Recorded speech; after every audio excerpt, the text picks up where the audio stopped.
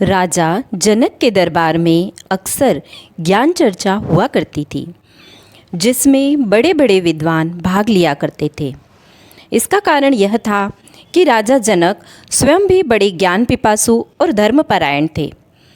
एक बार ऋषि कुमार अष्टावक्र राजा जनक की सभा में पहुँचे।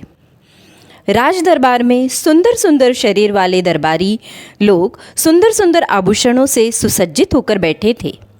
उसी समय ब्रह्मज्ञानी अष्टावक्र जी पहुँचे। अष्टावक्र जी का शरीर 8 स्थानों से टेढ़ा था। अष्टावक्र जी के शरीर को टेढ़ा मेढ़ा देखकर सभासदों को हंसी आ गई और अचानक सभा में हंसी के ठहाके गूंज उठे। जिस सभा में ज्ञान की चर्चा के लिए आए हुए ज्ञानियों की उपस्थिति हो, ज्ञानियों की भरमार हो, उस सभा का किसी के शरीर की बनावट देखकर हंसना, ठहाके लगाना न सिर्फ अशोभनीय था बल्कि घोर आश्चर्यजनक भी। पर ब्रह्मज्ञानी अष्टावक्र पर सभासदों के इस अनुचित व्यवहार का कोई प्रभाव नहीं पड़ा। वे सभासदों के अशोभनीय व अपमानजनक व्यवहार से पूर्णतः अविचलित और अप्रभावित रहे और फिर सर्वदा ब्रह्म में रमण करने वाले ब्रह्मज्ञानी देह भाव में, शरीर भाव में रहते ही कहाँ हैं, जो शरीर की बनावट पर की गई टिक्का टिप्पणी या हंसी ठिठोली से भी विचलित हो सके। ज्ञानियों के लिए, ब्रह्मज्ञानियों के लिए तो मान, अपमान, हर्ष, विषाद सब एक समान ही होता है। अष्टावक्र राजा जनक की सभा में आए तो थे ज्ञान चर्चा करने, पर सभासदों की हंसी का उत्तर उन्होंने और अधिक ठहाके की हंसी से दिया। अष्टावक्र को उतना जोर से हंसते देखकर राजा जनक ने पूछा, महाराज, आप इतना जोर से क्यों हंस रहे हैं? अष्टावक्र ने कहा, राजन, यह प्रश्न तो मुझे करना चाहिए था। राजा जनक ने पूछा, क्यों? अष्टावक्र ने कहा, आप लोग मेरे पहुँचते ही हंसे थे। उत्तर में राजा जनक ने कहा, आपके टेढ़े मेढ़े शरीर को देखकर सब हंस पड़े थे। आपको इसका दुख नहीं मानना चाहिए। अष्टावक्र जी ने कहा, इसमें दुख मानने की बात ही क्या है? मुझे तो आप लोगों की हंसी पर हंसी आ गई थी। आप लोग सुंदर सुंदर शरीर वाले और स्वर्णाभूषणों से सुसज्जित हैं, पर आप लोगों के सुंदर शरीर के भीतर कितनी कुरूपता है, दुर्बलता है, मलिनता है, दृष्टिहीनता है। उसे देखकर मुझे आप लोगों की हंसी पर और जोर की हंसी आ गई थी। मिथिला नरेश, जिनकी सभा में ज्ञान की चर्चा हुआ करती हो और ज्ञान प्राप्त करने के लिए जिस नरेश ने डंका पिटवाया हो, उनके सभासद और स्वयं वे भी शरीर के रूप, रंग और बनावट के प्रेमी हैं। उनके यहाँ फिर ज्ञान की महत्ता कहाँ? उनके यहाँ तो नश्वर शरीर के रूप, रंग और बनावट की महत्ता है।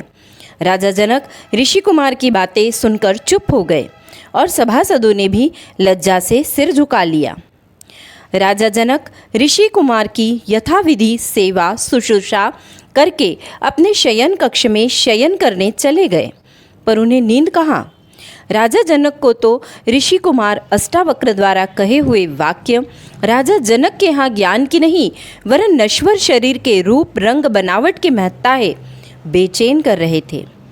राजा जनक उसी समय उठे और तुरंत अष्टावक्र जी के पास पहुँचे और हाथ जोड़कर बोले, ऋषि कुमार, मुझे पूर्ण विश्वास हो गया है कि आप मुझे ज्ञान प्रदान कर सकते हैं, क्योंकि आप सचमुच ज्ञानी हैं जो लोभ और भय से मुक्त हैं।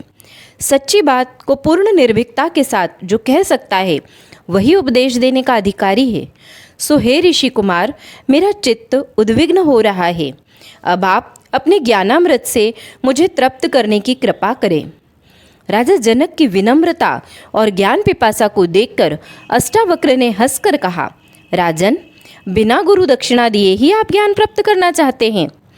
जिस ज्ञान की प्राप्ति हजारों वर्षों तक जंगलों की खाक छानने पर होती है, उसे आप धन के द्वारा खरीदना चाहते हैं?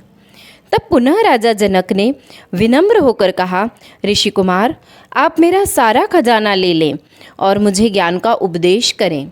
ऋषि कुमार ने पुनः हंसकर कहा, राजन, राज्य कोष क्या आपका है जो आप खजाना लेने देने की बात कर रहे हैं? कोष खजाना तो प्रजा का है, वह तो प्रजा के हित में ही खर्च किया जा सकता है। राजा जनक यह सुनकर लज्जित हो गए और पुनः कहने लगे, अच्छा महाराज, आप खजाना नहीं ले सकते तो आप सारा राज्य ही ले लें और मुझे ज्ञानोपदेश करें। अष्टावक्र ने पुनः उत्तर दिया, राजन, राज्य अनित्य है, उसे लेकर मैं क्या करूँगा। राजा जनक ने पुनः आग्रह किया, यह मेरा शरीर ले लीजिए। ऋषि कुमार ने पुनः कहा, यह शरीर तो मन के अधीन है।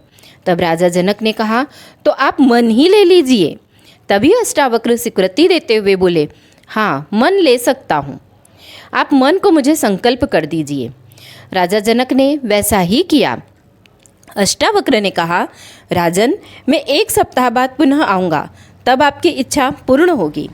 अष्टावक्र वहाँ से जाते समय राजा से कहते गए, आप यह समझ लें कि आपने अपना मन मुझे दे दिया है, आपने अपना मन मुझे संकल्प करके दे दिया है। राजा जनक प्रतिज्ञाबद्ध हो गए और उनकी दशा विचित्र हो गई। चलते फिरते, खाते पीते, हंसते बोलते, सोते जागते उनको यही ध्यान रहता कि मन तो संकल्प से गुरु का हो गया है और फलस्वरूप उनकी सारी क्रियाएं शांत हो गई। समयानुसार ऋषि कुमार लौटे और आते ही उन्होंने राजा जनक से कुशल क्षेम पूछी। राजा जनक ने कहा, भगवन, मेरी कुशलता आपके अधीन है, मेरा मन तो अब आपका हो चुका है।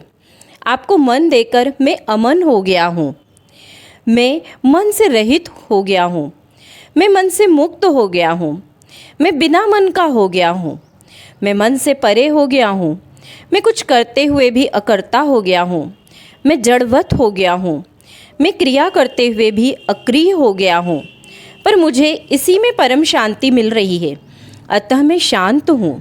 अष्टावक्र ने कहा, राजन, अमन हो जाने के कारण तुम अब ज्ञान प्राप्त करने योग्य हो गए हो। अष्टावक्र आगे बोले, राजन, सांसारिक विषय मन के अधीन है, आत्मा के अधीन नहीं। मन ही देही है, आत्मा विदेह है। मन जब तक शरीर की ओर लगा रहता है तब तक मन की गति आत्मा की ओर नहीं हो पाती। प्राणी जब मन को ज्ञान के अधीन कर देता है तब आत्मा की ओर उसकी गति बढ़ने लगती है और फिर धीरे धीरे प्राण कोशों के बंधन से मुक्त होकर जीव सत चित आनंद स्वरूप बन जाता है। जीव की यही परमोन्नति है। मन पर विशुद्ध ज्ञान की सत्ता स्थापित होने पर आत्मा की प्राप्ति होती है। मन को ज्ञान से शुद्ध करके परम ज्ञान की श्रद्धा स्थापित करके सूक्ष्म से सूक्ष्मतर सूक्ष्मतम की ओर बढ़ना ही जीव की परमोन्नति है। राजा जनक, आपने मुझे अपना मन संकल्प कर दिया था, अतः अब मैं मन के साथ इस ज्ञान को वापस कर रहा हूँ। आप मेरी आज्ञा से ज्ञान के अधीन होकर इस राज का संचालन कीजिए। समस्त जीवों में अपनी आत्मा का अनुभव कीजिए। संसार में रहिए पर संसार से परे होकर रहिए। देह में रहते हुए भी देह से परे होकर अर्थात विदेह रहिए। इतना कहकर अष्टावक्र जी वहाँ से उठकर चलने लगे। जनक ने विनय के साथ आग्रहपूर्वक कहा, ऋषि कुमार, मुझे ज्ञान प्राप्त हो गया, आप यहीं रहें। अष्टावक्र जी ने हंसते हुए कहा, राजन, क्या आप मुझे अपने सुख वैभव में बांधना चाहते हैं। राजा जनक नतमस्तक हो गए और ऋषि कुमार अपने आश्रम की ओर चल पड़े। राधे।